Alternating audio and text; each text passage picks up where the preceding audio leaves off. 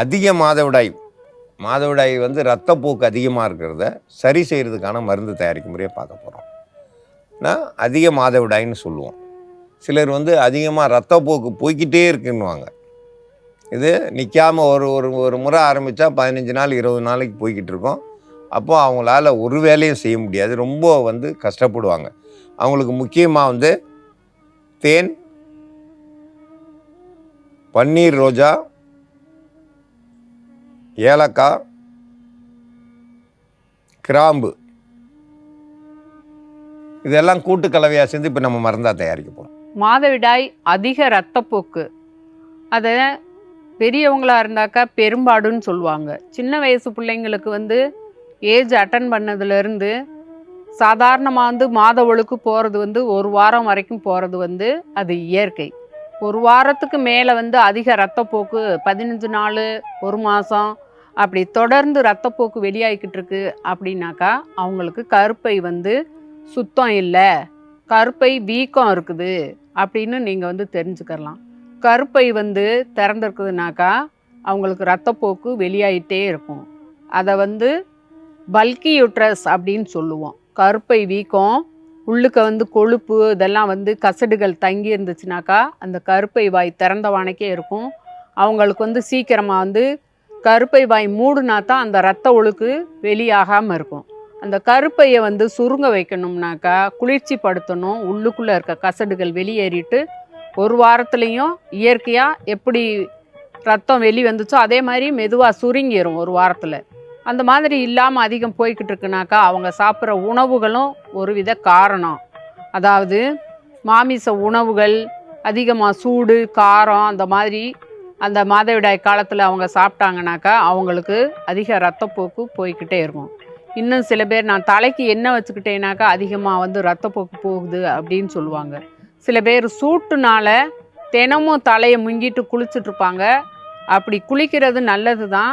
ஆனால் தலை நல்லா காஞ்ச உடனே தலைக்கு எண்ணெய் வச்சுக்கிட்டிங்கனாலும் கருப்பையை வந்து அதிக சூடேற விடாமல் பார்த்துக்கிறணும். நீங்கள் போடுற இன்னர் முதல் கொண்டு அதிகமாக நல்லா இறுக்கமாக போட்டிங்கனாலும் உங்களுக்கு வந்து அதிக சூடாகும். அந்த மாதிரி இல்லாமல் சாதாரணமாக காட்டன் அந்த மாதிரி துணிகளை வந்து அந்த மாதவிடாய் காலத்தில் நீங்கள் போட்டுட்டு வாங்க. வயிறை ரொம்ப ஒட்டி இருக்க பிடிக்கிற மாதிரி ஆடைகளை வந்து போடுறத கொஞ்சம் தவிர்த்துட்டிங்கனாக்கா உங்களுக்கு அந்த மாதிரி இருக்காது. மாதவிடாய் அதிக இரத்தப்போக்கு சரியாகிறதுக்கான மருந்து தயாரிக்கும் முறையை பற்றி பார்க்கலாம். கட்டுப்படுத்தணும் அப்படின்னாக்கா பன்னீர் ரோஜாவின் இதழ்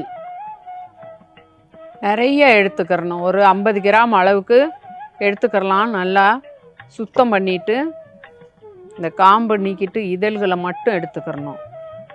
துவர்ப்பும் இனிப்பும் சேர்ந்த சுவையாக இருக்கிறதுனால இது சீக்கிரமாகவே வந்து கருப்பையை சுத்தப்படுத்தி பழைய நிலைக்கு கொண்டு வர தன்மை வந்து இந்த பன்னீர் ரோஜாவுக்கு இருக்குது. ஒரு 50 கிராம் அளவுக்கு பன்னீர் ரோஜாவின் இதழ்களை எடுத்துருக்குறோம். இது கூட அந்த குத்தல் எடுக்கிற மாதிரி வலி இருக்கும். வயிறு பிரட்டி வலிச்சு ரத்தப்போக்கு வெளியாகிக்கிட்டு இருக்கும். அந்த வலியை சரியாகிறதுக்கு ஒரு 3 கிராம்பு அளவுக்கு பொடி எடுத்துக்கிட்டால் போதுமானது.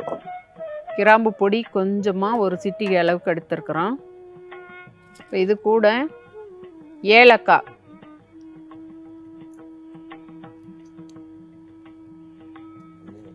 ஒரு ஏலக்காயினுடைய அரிசி, ஒத்த ஏலக்காயினுடைய அரிசி மட்டும் கூட சேர்த்துக்கிட்டால் போதுமானது. வாசனைக்காக கருப்பையை குளிர்ச்சி படுத்தி சுருங்க வைக்கிற தன்மையை பெண்களுக்கு வந்து ஏலக்காய் ரொம்பவும் நல்லது செய்யும். இப்போ அது கூட தேன் கொஞ்சம் நிறையா சேர்த்துக்கிறணும்.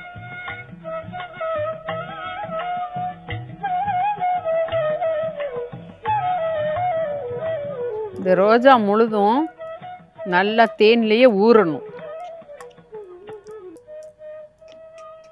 இதை தொடர்ந்து வந்து ரத்தப்போக்கு நிற்க வரைக்கும் கொஞ்சம் கொஞ்சமாக ஒரு ஸ்பூன் அளவுக்கு எடுத்து நீங்கள் சாப்பிட்டுக்கிட்டே வந்தீங்கன்னாக்கா அந்த ரத்தப்போக்கு வந்து கட்டுப்படும். அந்த கருப்பை வந்து நல்லா சுருங்கும். துவர்ப்பும் இனிப்பும் சேர்ந்து இனிப்பு சுவை அந்த குத்தல் எடுக்கிற வலியை போக்குறதுக்கு தான் வந்து 3 கிராமினுடைய பொடி ஒரு சிட்டிகை அளவுக்கு சேர்த்துருக்குறோம். ஏலக்காய் அந்த ஒரே ஒரு ஏலக்காய், ஏல அரிசி இது எல்லாம் கலந்த கலவையை தொடர்ந்து இதை நீங்கள் சாப்பிட்டுக்கிட்டே வந்தீங்கன்னாக்கா அந்த ரத்தம் போகிறது வந்து கட்டுப்பட்டுரும். ஒரு நாளும் கட்டுப்பட்டு அதுக்கப்புறம் பழைய நிலைக்கு கருப்பை வந்துருச்சு, சுருங்கிருச்சுனாக்கா உங்களுக்கு அதிக ரத்தப்போக்கு போகாது. அடுத்த மாதம் நீங்கள் வந்து மாதவிடாய் ஆகிறப்ப அதிக ரத்தப்போக்குனே போகாது. 5 நாள் அல்லது 7 நாள் போயிட்டு சரியாயிரும். அதிக ரத்தப்போக்கு போனாலே ரொம்ப கஷ்டமாக இருக்கும். அவங்களுக்கு கிராம்பு, பன்னீர் ரோஜா, தேன், ஏலக்காய் இது எல்லாத்தையும் கலந்து எடுத்து வச்ச மருந்தாக நம்ம தயாரிச்சிருக்கோம். இதில் இப்போது தயாரிச்சிருக்கிறது வந்து ஒரு நேரத்துக்கு சாப்பிடணும், அப்படியே சாப்பிட்ணும். அதே மாதிரி மத்தியானம் ஒரு முறை, சாயந்தரம் ஒரு முறை, இந்த மாதிரி ஒரு நாள் 2 நாள் சாப்பிட்டாங்கன்னா எவ்வளவு ரத்தப்போக்காக இருந்தாலும் கையில் பிடிச்சி சாப்பிட நிற்கும். ஒரு முறைக்கு குறைஞ்சது 50 கிராம் அளவுக்கு இருக்கணும். அப்படியே சாப்பிடணும். சாப்பிட உள் உறுப்புகள் வந்து பலமாகும், ரத்தப்போக்கு வந்து கட்டுப்படும். ரத்தப்போக்கு கட்டுப்பட இது ஒரு சிறந்த மருந்து. இந்த மருந்தை பயன்படுத்தி பயன்பெற வேண்டும் என்று கேட்டுக்கொள்கிறேன்.